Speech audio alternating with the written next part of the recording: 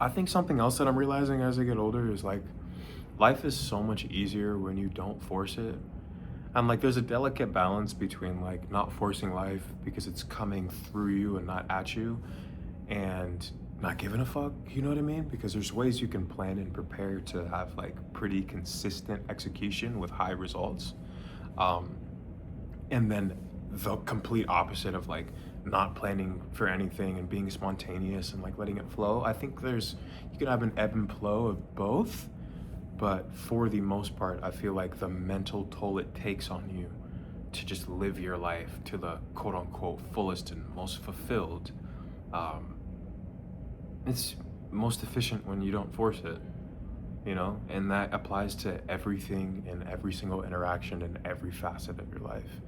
You know, you'll find out very quickly if a relationship is worth pursuing if like you guys both aren't forcing it, whether that be like romantic, platonic, like professional. Like you'll find out if you're really meant to be at the job you're at if you're not forcing it, right? Because if you have the skill and the agency to, you know, really put yourself out there and work hard, but you're not killing yourself for it, like, you know, I don't know. I feel like you're a product of what you put in, and if you're putting in energy to keep yourself fulfilled and, you know, pouring back into yourself while also not, um, I don't want to say like trying too hard because it is very important. I want to make that really clear. It is really important to be intentional about what you do and to put in effort and put in work where you want to be successful, because, you know, perfect performance is the equivalent to perfect practice equals perfect performance. That's what it means.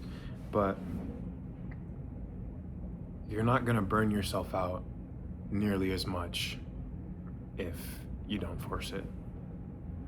And I wish this is a lesson that I'd known like so many years ago, you know, and not just with like past relationships, but, you know, past friends and past jobs and just past experiences where like I was just either doing too much or allowing too much, and just really forcing it on multiple different fronts. Uh, yeah. And then also it applies to introspection. I think that's the most beautiful thing about it too.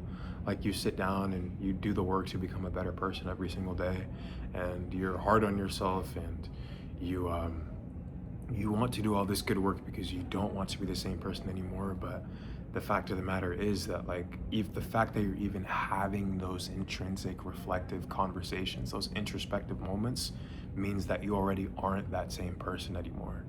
And again, you can't force it, you know? And I think that's the beauty of the ideology, right? Like, if you really want to live a happy and fulfilled life, you know, you go abroad to Europe and they do this thing called siesta, where it's like you take a break like 2 hours in the middle of the day, like everything closes down from like 1 to 3 or 1 to 4, and then it opens back up for dinner service everywhere. Like you can't find anything because they don't force it.